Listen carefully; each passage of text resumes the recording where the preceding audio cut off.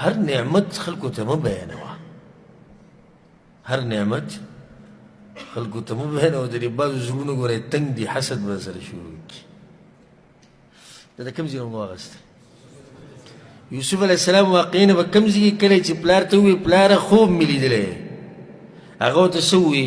یا بني لا تقصص رؤياك على إخوتك فيكيدوا لك كيدا.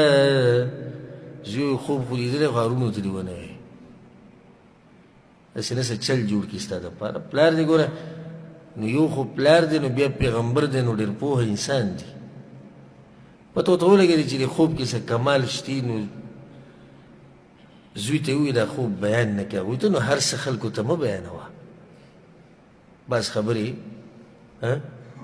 په راز کې ساته. دا یو نیم سړی په خپله ډېر مخلص انسان وي، ډېر صفا زړه والی